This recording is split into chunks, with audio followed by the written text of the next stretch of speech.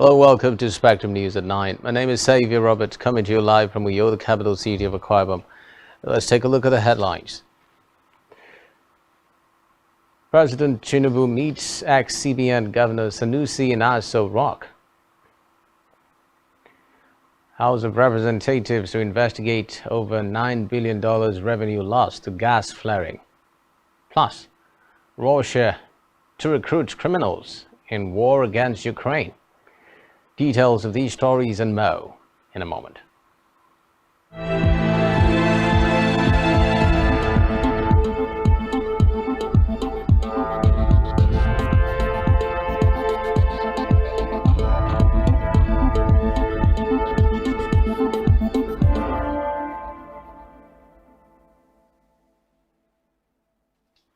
We'll begin the news tonight with a report that President Bola Tinubu has met with the former Emir of Kano, Sanusi Lamido Sanusi, today.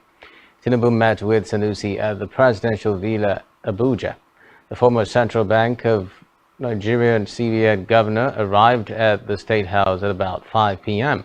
for the meeting with Tinubu. The agenda of the meeting has yet to be made public. Sanusi's visit came after Tinubu suspended the immediate past CBN Governor Godwin Emefiele. Tinubu and Sanusi are meeting for the first time since the former assumed the presidency on May 29. Meanwhile, President Bola Tinubu has approved the appointment of 8 special advisors. The new appointees include Dele Alake, Special Advisor on Special Duties, Communications and Strategy, Yao Darazo, Special Advisor on Political and Intergovernmental Affairs, Wale Don, Special Advisor on Monetary Policies, and Olu Bejajan on Special Advisor Energy. Others include Zacchaeus Adedeji, Special Advisor Revenue, Nuhu Ribadu, Special Advisor Security, John Ugochukwu, Special Advisor Industry, Trade and Investment, and Dr. Salma Ibrahim, Special Advisor Health. In the meantime, President Bola Tinubu, who has inaugurated the National Economic Council, NEC, with a promise to sustain the rejuvenation of the nation's economy. Addressing members and governors of the Federation, Tinubu charged the council to join forces to support his administration towards transforming the nation's economy. He further noted that the task of growing the economy is quite enormous and underlined the need to harness the nation's potentials to stimulate serious growth. Reports say the inauguration comes a week after the president directed NEC to meet and come up with interventions to mitigate the effects of the petroleum subsidy. From the Green Chambers now, where the Speaker of the House of Representatives, Tajuddin Abbas, has constituted 7 special committees for the coordination of legislative activities. The Speaker announced the constitution of the special committees today in Abuja. They are Internal Security Committee, led by Mohammed Danjuma, Selection Committee, chaired by the Speaker himself, and the Media Committee, to be headed by Buka Ibrahim, APC Yobe. Others are Legislative Agenda Committee, which would be chaired by Professor Julius Ihobere, APC Edo, and Rules and Business Committee, to be led by Igariwe Iduma of PDP Ebonyi. He also raised a Welfare Committee headed by Wale Raji of APC Lagos, and Ethics and Privileges Committee, which would be led by Tunji Olawuyi of APC Kwara. Meanwhile, the Speaker of the House of Representatives, Tajuddin Abbas, has appointed Musa Krishi, former Chief Press Secretary to the immediate past Speaker Femi Gbajabiamila, as his special advisor on media and publicity. Abbas made the announcement in a statement issued today titled Appointment of Special Advisor on Media and Publicity. According to the statement, Krishi, a former employee of Daily Trust, hails from Nasarawa State and holds a postgraduate diploma in mass communication from the Bayero University, Kano, where he graduated as the best student of his set with a distinction. In the meantime, the House of Representatives today rejected a motion to address the migration of Nigerians to other countries in search of a better life. Member Victor Abwese prayed the House to urge the federal government to declare the Japa migration syndrome a national emergency and convene a national summit to address the matter, but it was voted against by a majority of the lawmakers. With Nigeria's unemployment rate at a new record high of 33.3%, the mass exodus known as the Japa phenomenon has been in full swing for a while. Canada, the United Kingdom, the United States are some of the top destinations for Nigerian youths relocating in pursuit of better education, employment and security purposes, among other reasons. Elsewhere, the House of Representatives today constituted an ad hoc committee to investigate an alleged sum of $9.05 billion revenue loss from gas flaring in the last 1 decade. The House noted that the money lost would have offset 23.62% of the country's total foreign debt at $38.32 billion. To this end, the House urged the National Oil Spill Detection and Response Agency, NOSDRA, to within 2 weeks provide it with specified information on companies involved in flaring to include amount, flood and penalty cost in the last decade for both local and international oil companies, IOCs, so that outstanding debts would be fully recovered. The House also urged key and relevant government agencies of the petroleum sector, the Ministry of Environment under the Ministry of Power, respectively, to avoid working in silos and strengthen synergy to produce a practical and unified multi-level governance and policy coherence analysis that will stem gas flaring, protect the environment, and boost energy supply. To the judiciary now, where the Federal High Court in Abuja has suspended the trial of a former Minister of Aviation, Stella Odua, in the alleged 7.9 billion naira fraud charges brought against her by the federal government. Justice Ekwo, who made this known during the court proceedings, reportedly presented a publication by a corporate organization alleging that his life was threatened over the planned trial. Meanwhile, Ekwo ordered the Deputy Chief Registrar of the Court in charge of litigation to liaise with the Corporate Affairs Commission, CAC, to obtain the identities of the promoters of the offending organization for the purpose of arresting them. Away from that now, the United Nations Secretary General Antonio Guterres has offered condolences to Nigeria over the boat mishap which occurred in Kwara State. The spokesperson for the Secretary General, Stefan Dujarric, stated this at a news conference at UN headquarters in New York. Similarly, Dujarric said Guterres recalled the horrific numbers of deaths that took place in the Mediterranean in 2022 as counted by the International Organization for Migration. Reports say the boat accident led to the death of over 100 people who were wedding guests at Ebu village in Patigi local government area of the state. In another development, the Committee of Pro-Chancellors of Nigerian Universities, CPC-NU, has called on President Bola Tinubu to revisit the pending report of the federal government negotiation committee set up by the previous administration. The committee made the call in a communique issued in Abuja by CPC-NU's Secretary General Yakubu Ochefu at the end of the body's 99th regular meeting. Ochefu said that the Committee of Pro-Chancellors CPC had constituted 2 ad hoc committees to deal with some thematic issues such as alternative funding of universities and university autonomy. The Pro-Chancellors commended the President for agreeing to increase funding to education through the new Students' Loan Act, which was signed into law on June 11, to create broad access for more qualified Nigerians to benefit from tertiary education. They said the committee would work with the new administration to further discuss with the federal government to fine-tune the novel initiative.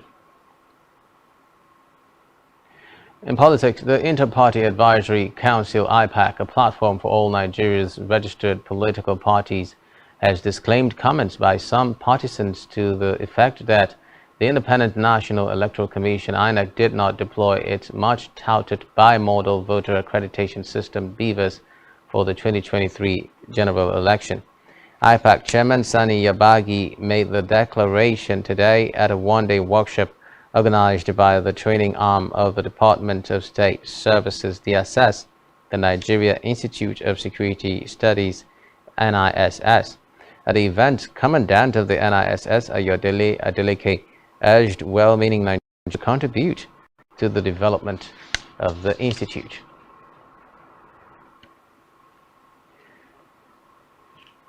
Still in politics now, the Labour Party LP and its presidential candidate Peter Obi has tendered 18,088 blurred polling unit result sheets among other documents in continuation of the prosecution of their case before the Presidential Election Petition Tribunal (PEPT) in Abuja. Counsel to the petitioners Onyechi Ikpazu tendered the documents through the petitioner's fourth witness PW4, Eric Ofoedu, who is a professor of mathematics at the Nnamdi Azikiwe University, Awka. The petitioners also tendered reports of the witnesses' analysis of some election materials, a copy of a letter written to him by the LP, dated February 20, 2023, engaging Professor Ofoedu to help the party analyze data in respect of the February 25 presidential election, and the subpoena issued on him to attend court and produce the said document. In a related development, the Labour Party has suspended its national legal advisor Samuel Akimbade along with 12 other officials over attempts to factionalize the party in support of Lamidi Papa-led faction. Other suspended party officials include the Osun State women leader Susan Ojo and 11 local government chairmen across the state who were said to be involved in gross misconduct with a vow to create animosity within the party in the state. Speaking with newsmen on behalf of the party leadership today at the party secretariat in Osogbo, Osun State, Chairman Bello Adebayo said the suspended officials were trying to factionalize the party in the state. In another development, Lagos State Governor Babajide Sanwo-Olu has sympathized with the families of victims of the boat accident which claimed the lives of over 100 wedding guests at Ebu Village in Patigi local government area of Kwara State.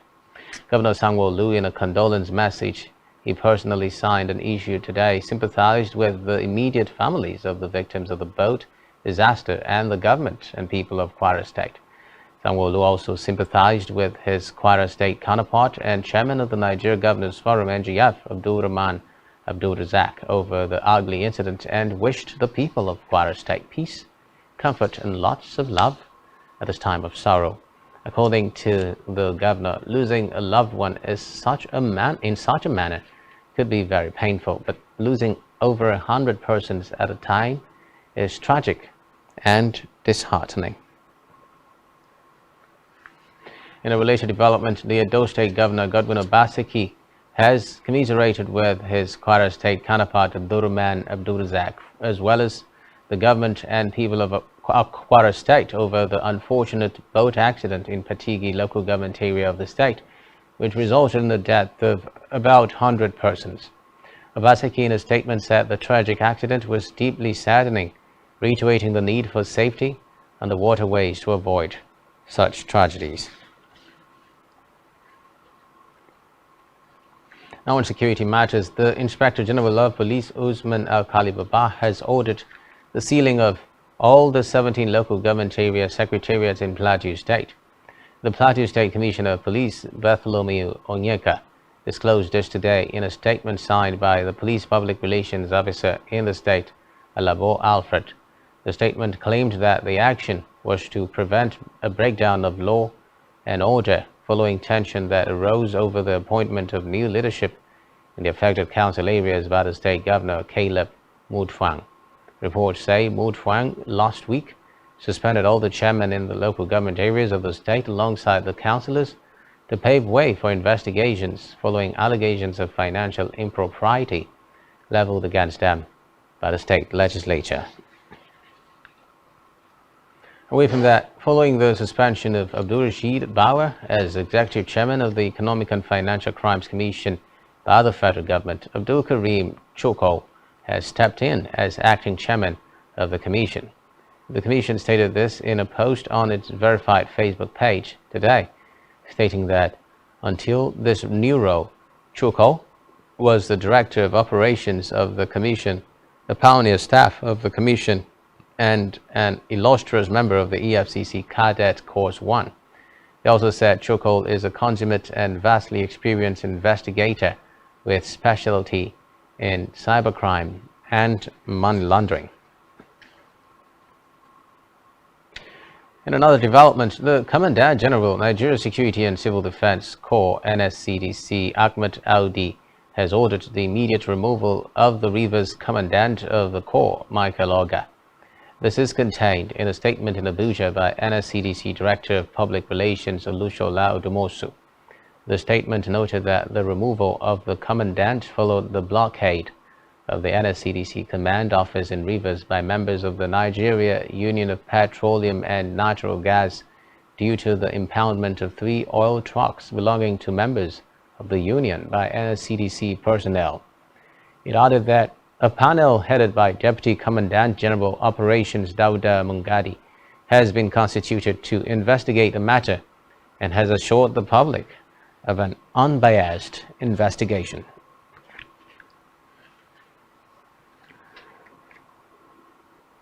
Still to come in the news.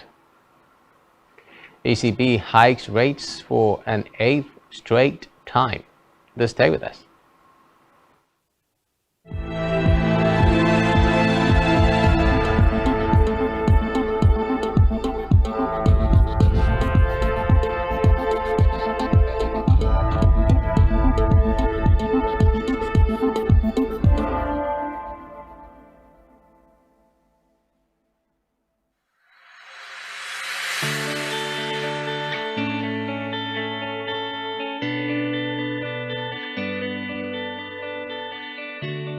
Every day, we bring you up-to-date information on topical issues affecting the common Nigerian. From issues on politics, hello Nigeria, I remain committed. Security,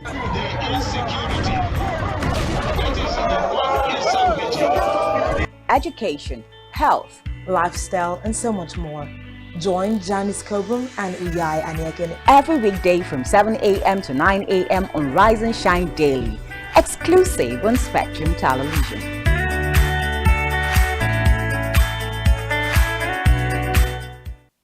Nigerian police, which is the only one allowed by cross them. Our governors have to share police powers with the president as stipulated by the constitution. We do not have a federal government police force. We have the Nigerian police force, which shall be administered, organized, and supervised by the Nigerian police force. No, my lord, I want to say something. I want to say something here.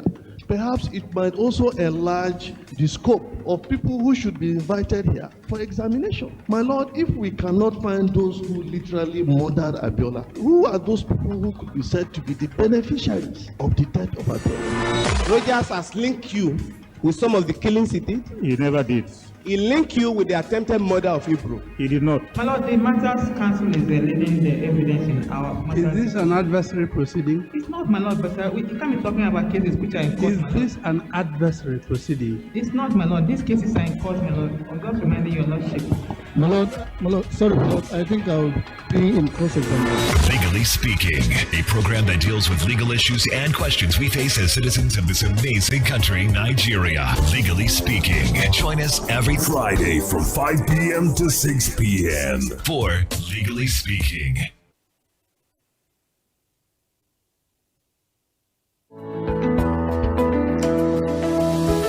Business exists only to meet the needs of the people.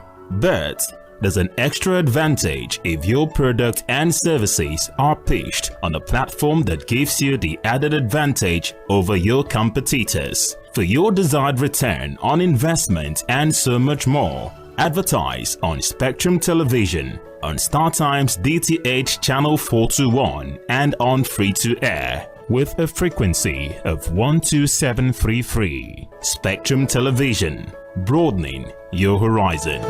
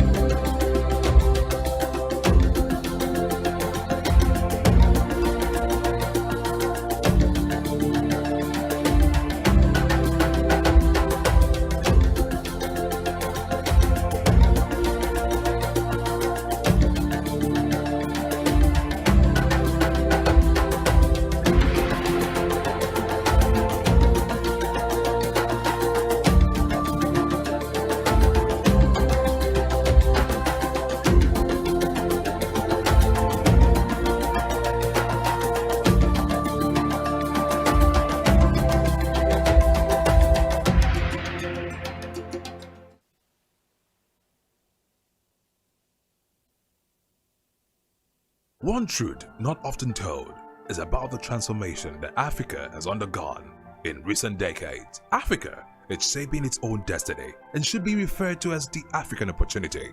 On Spotlight Africa, we paint the African picture the African way, laced with truth, detail, and the color of the African continent. Join Uyai Anyekan every Tuesday and Thursdays at 4:30 p.m. Spotlight Africa, telling the African story.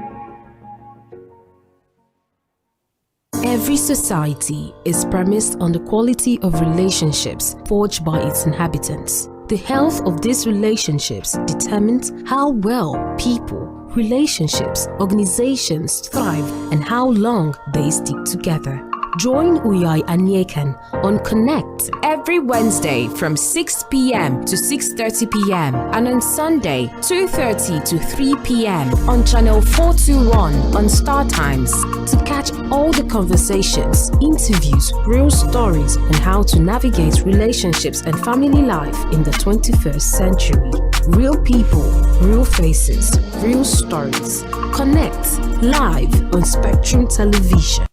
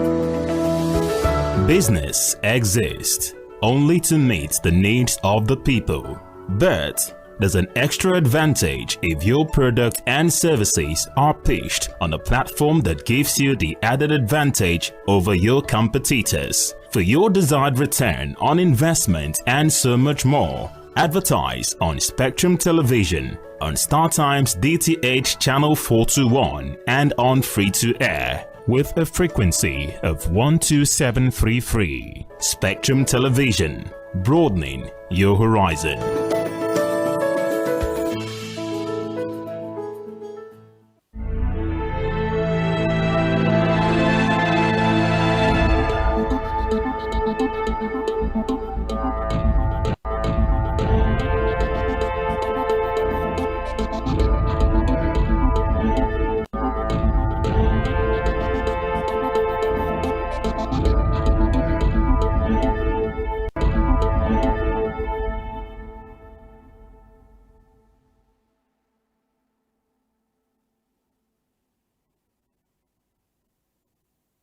Many thanks for staying tuned.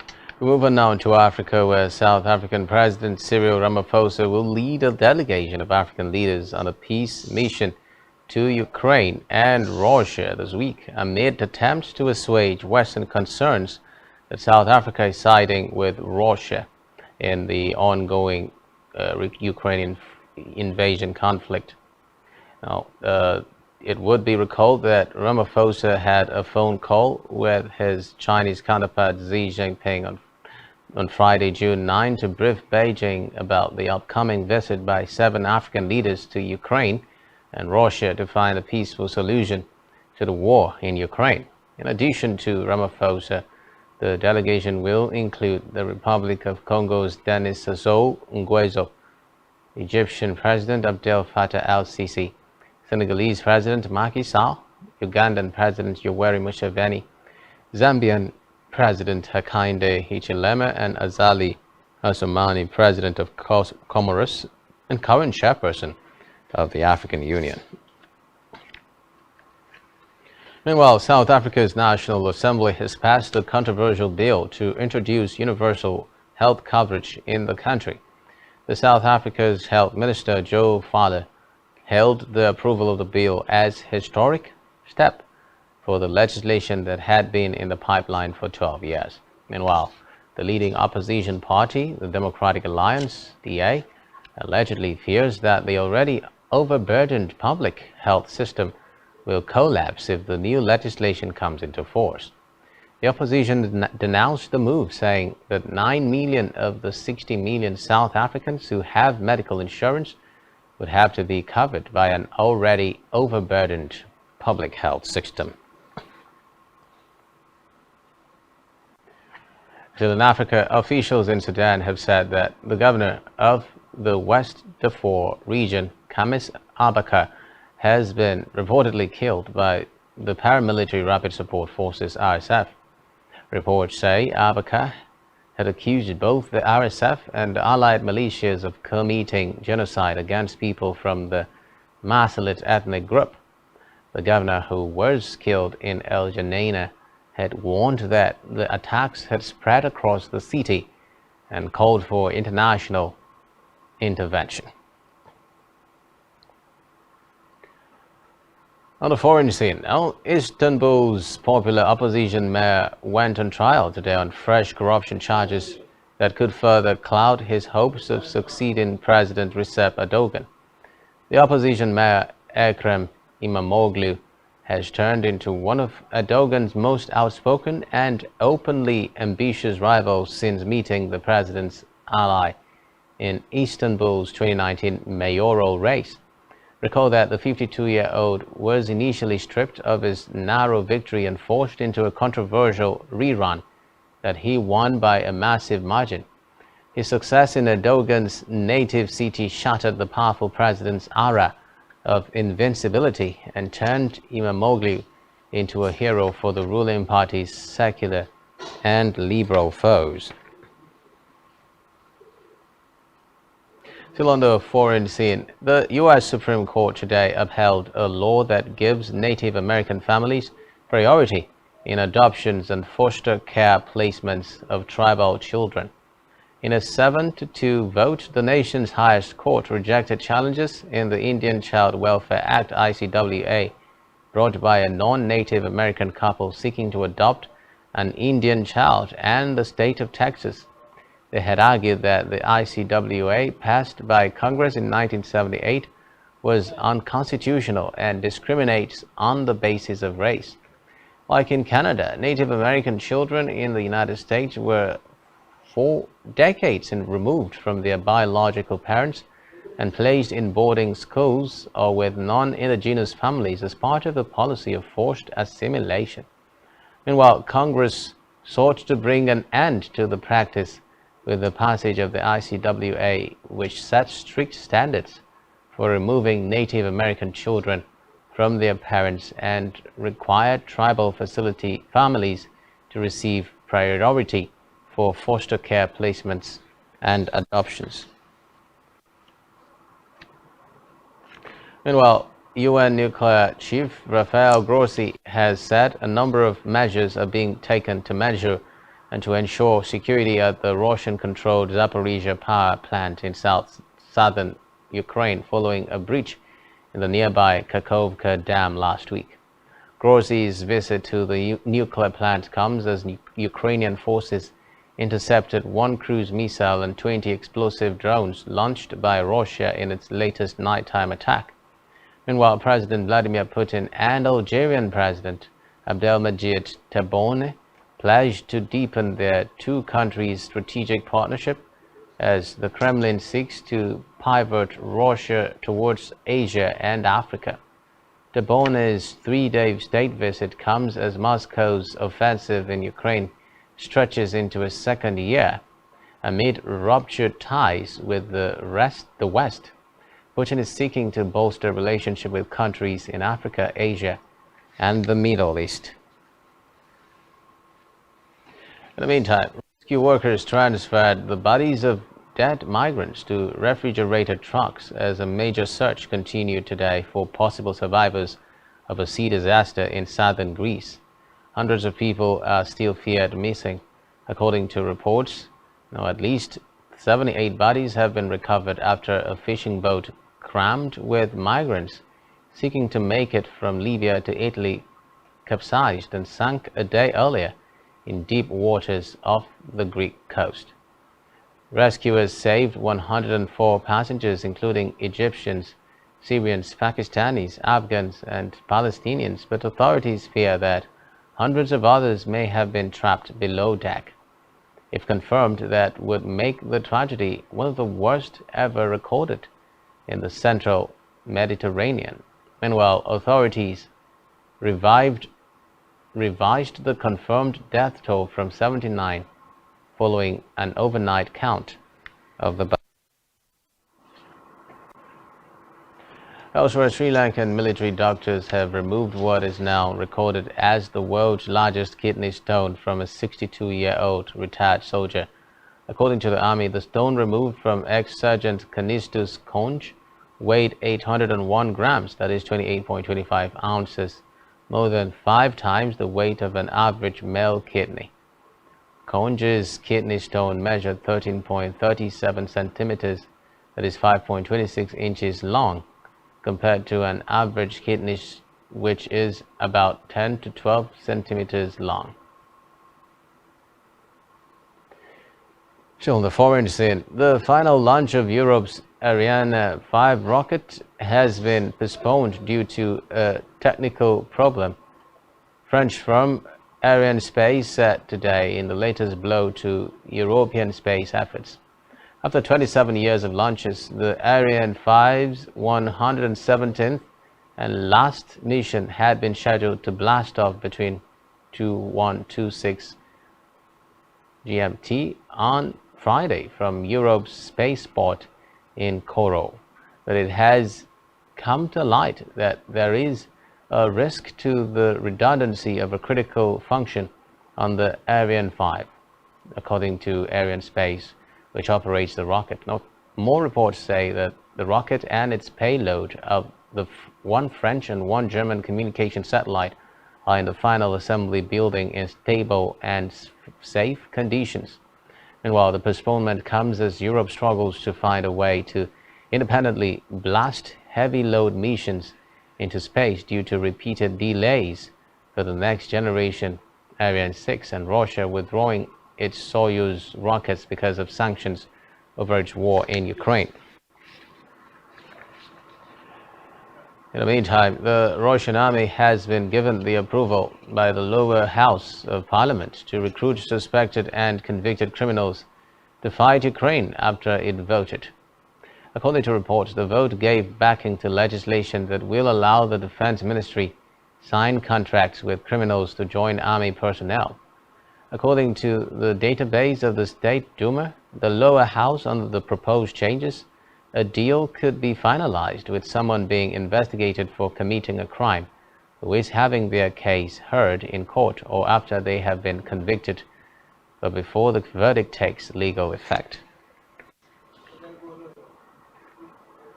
Meanwhile, Australia has blocked Russia from building a new embassy near its parliament, citing a spying risk. According to Australian Prime Minister Anthony Albanese, laws specifically drafted to halt construction were rapidly passed after legal attempts to block the Canberra development failed.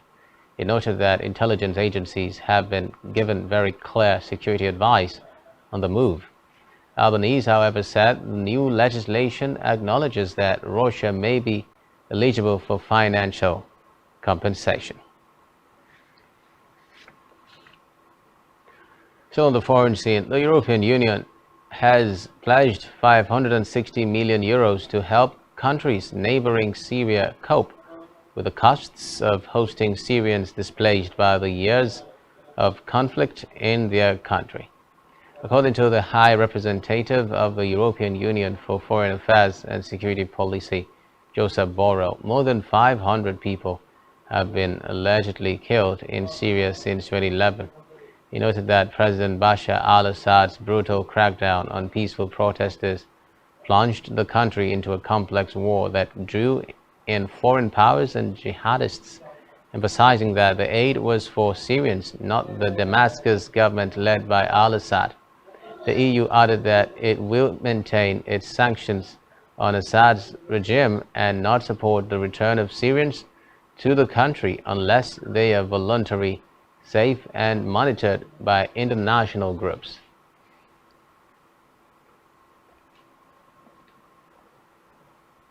Meanwhile, Pope Francis has ordered Archbishop George Genswein, the private secretary of the late Pope Benedict, to return to his native Germany by the end of the month without any new assignment.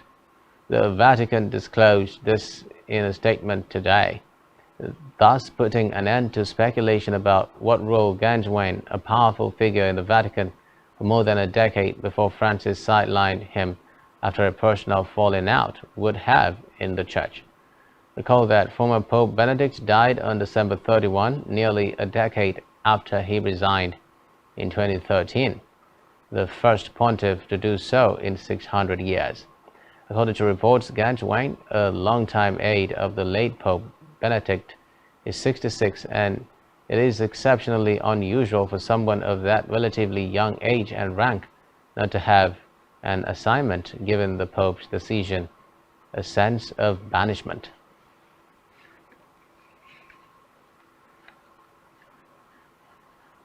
And now it's time for the latest business and stock market stories. Here is Blyden. Okay.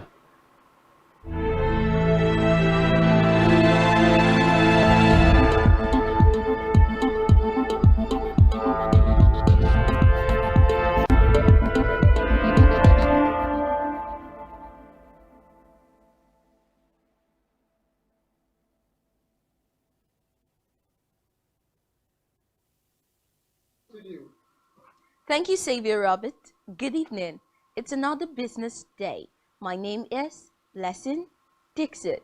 In the news, the European Central Bank, ECB, raised interest rates by another 25 basis points during its June meeting, bringing the rate on main refinancing operations to 4%, the highest level since the 2008 financial crisis, and the rate on the deposit facility to a 22-year high of 3.5%.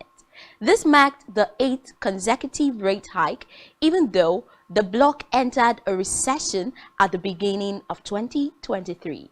And as both the headline and core inflation rate remained significantly above the ECB's target of 2%. The central bank has also revised its inflation forecast upwards and slightly reduced its growth projections, particularly for this year and the following year. Now to Nigeria's inflation rate. The annual inflation rate in Nigeria rose for the 4th month to a near 18-year high of 22.41% in May 2023, up from 22.22% in the previous month and matching market estimate, according to the National Bureau of Statistics. Prices of food, which is the most relevant in the Consumer Price Index basket, continued to accelerate to 24.82% in May, after jumping up to 24.61% in April, mainly on account of vegetables, oil, bread, fruit, meat, and tubers. The annual core inflation rate, which excludes farm produce, was 20.06% in May, easing from a record high of 20.14% in the prior month. On a monthly basis, consumer prices increased by 1.94% in May, the most in 7 years, up from the 1.91% raise in April. The Naira for Dollar Scheme. The Central Bank of Nigeria, CBN, has announced plans to end the RT200 FX program and the Naira for Dollar scheme by the end of June 2023. According to reports, the R200 FX program and the Naira for Dollar scheme were created to encourage the repatriation of non-oil foreign exchange proceeds into the official market. The programs were created by the suspended CBN Governor, Godwin Emefiele, but following the decision of the CBN on Thursday to free the forex market and allow buyers and sellers to negotiate rates without restriction from the Apex Bank, the R200 FX program and the Naira for Dollar scheme became redundant. Now, it's time for the Nigerian stock market report. The bears returned. At the end of today's trading session on the Nigerian Stock Exchange, the benchmark all-share index declined 789.89 basis points to close at 59,195.21 points. The current market capitalization dropped to 32.2 trillion naira from 32.7 trillion naira yesterday. Compared with the previous trading day, today's data shows 10% decline in volume, 27% decline in turnover, but 6% improvement in deals. In the aggregate, 123 listed equities participated in trading, ending with 36 gainers and 40 losers. Total Nigeria led the gainers with 10% share price appreciation, closing at 336 naira 70 kobo per share. On the losing side, Sanu Assurances Nigeria came out last with an end-of-day price depreciation of 10% at 45 kobo per share. For a third trading day, United Bank for Africa recorded the highest volume of 193 million traded shares. This is all on business news, and back to Xavier Robert for the rest of the news. Many thanks, Blessing. Still to come in the news. OGC niece Leo interested in Simon. Do stay with us.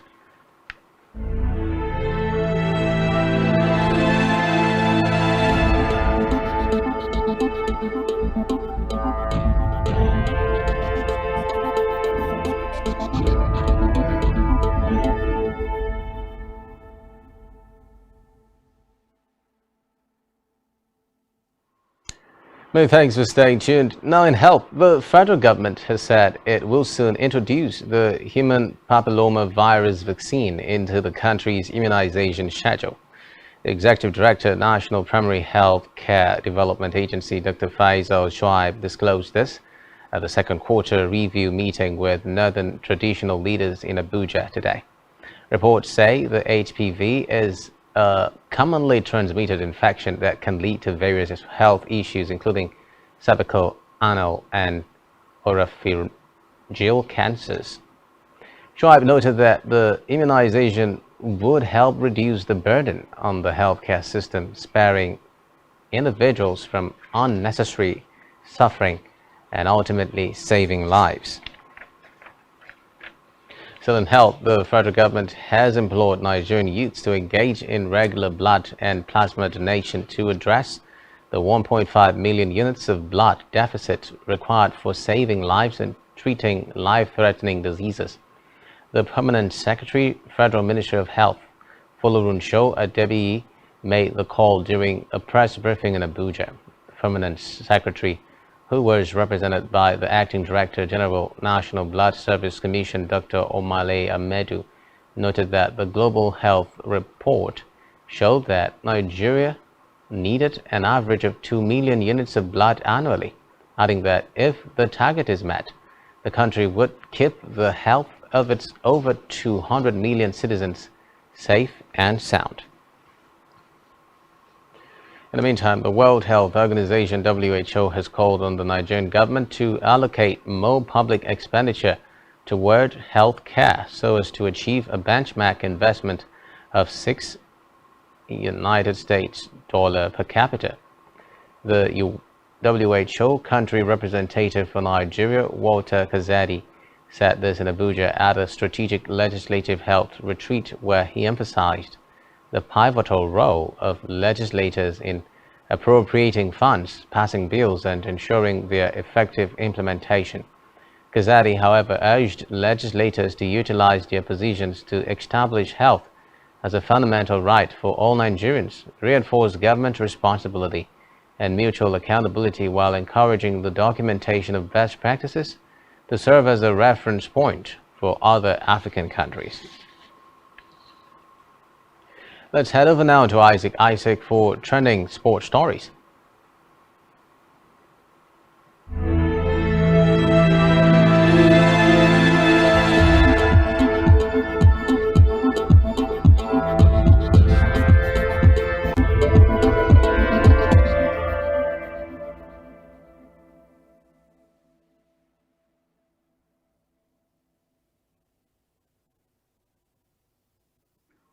Well, thank you very much, Xavier Roberts. In sports, Nigerian winger Moses Simon is a subject of interest from French clubs OGC Nice and Lille. The 27-year-old has 1 year left in his contract with Nantes and is expected to leave the club this summer. Well, according to French news outlets L'Equipe, Nice and Lille are keen on signing the former KA Ghent player. Nantes is expected to demand around €5 million for Simon. The pacey winger scored 5 goals and provided 4 assists in 34 league appearances for the Canaries last season. Nantes narrowly escaped relegation in the Ligue 1 last season. The Canaries signed Simon from Levante in 2020 after initially spent the previous season on loan with them. The player is currently international duty with Nigeria. In the Premier League, Chelsea would host Liverpool at Stamford Bridge in the opening campaign of the 2023-24 Premier League season on Sunday, 13th August 2023. The high-profile game was confirmed after organizers of the English top flight released the fixtures for all 20 clubs for the new season on Thursday. In last season's meetings between Chelsea and Liverpool, both teams settled for draws. While the right to feature in the Europa League, Chelsea missed out completely from European competitions after a terrible campaign. Treble winners Manchester City would kick off the new season with a trip to newly promoted Burnley. The game between Burnley and City will kick off the new season, and it comes up on Friday, 11th August. Runners-up to City last season, Arsenal will welcome Nottingham Forest to the Emirates Stadium. Forest ended Arsenal's Premier League title dreams thanks to a tower-winning goal, which also saw them escape relegation. While Manchester United will begin the season at home against Wolverhampton Wanderers. So moving on. In tennis, 30-year-old Francis Tiafoe overcame stubborn resistance from Julia Herker to beat the Czech player 7-6, 6-4 in his first game at the Stuttgart Open on Wednesday. The American player saved a breakpoint at 4-4 in the first set and won the tiebreaker and saved 2 more in the second set before wrapping up the win. Tiafoe, who is 25, next placed 6-seeded Lorenzo Musetti in the quarterfinals. The Italian defeated Gregor Barrier 6-3, 6-3 in the second round match. Musetti saved all 7 break points he faced. Also, in the meeting of 2 Big 7 players, former Wimbledon semi-finalist Hubert Hurkacz won 4-6, 7-6, 7-6 against qualifier Yusuke Watanuki after feeling unwell during the match. Hurkacz is known as one of the tour's top servers, but had only 21 aces to 27 for Watanuki. Hurkacz goes on to play Christopher O'Connell in the quarterfinals after the Australian defeated Lorenzo Sonego 7-6, 6-3. But from FIFA, the first woman and non-European Secretary General of FIFA, Fatima Samora, will step down from her position at the end of the year, FIFA has announced. No reason was given for Samora's expected exit, except that she would like to spend more time with her family. The first female and non-European to hold the role as the head of FIFA's administration, Samora was a trailblazer from the moment she stepped into the home of FIFA to take on the new role after her appointment in May 2016 by Gianni Infantino. She has overseen unprecedented growth in women's football ever since. Samora has overseen a complete restructure at FIFA that included the appointment of 2 Deputy Secretary Generals, a new and fully developed women's football division, technical development division, a chief compliance officer, and improved programs for FIFA's 211 members associations. She arrived at FIFA with more than 2 decades of experience working with the United Nations, where she served in several countries, including Djibouti, Cameroon, Chad, Guinea, Niger, Madagascar, and Nigeria. But that's it on sports. My name is Isaac. Back to you, Xavier. Many thanks, Isaac. And now on our entertainment news, Guinness World Records today said that the video announcing Nigerian chef Hilda Bassi, also known as Hilda Bassi, has the new record holder for the longest cooking by an individual. It is the top performing tweet ever on their handle with 25 million views. The video was reposted today with the caption, "Yeah.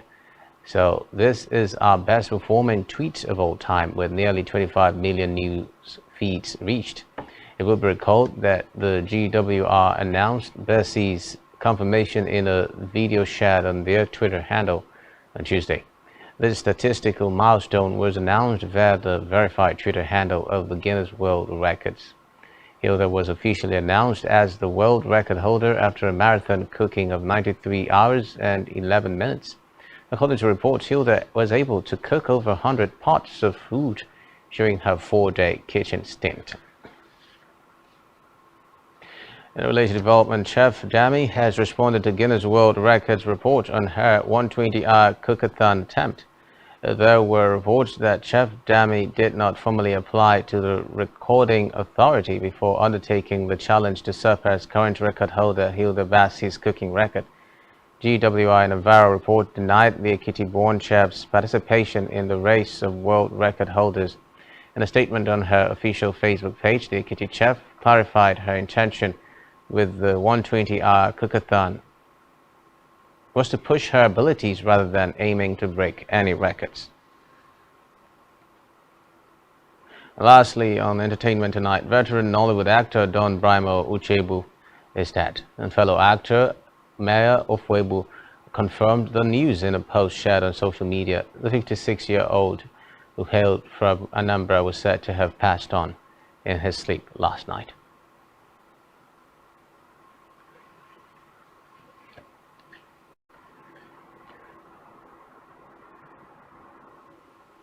And that's all we have for you at this time. Do ensure to follow us on social media and subscribe to our YouTube channel, all of which you can find on our website, spectrumtv.ng.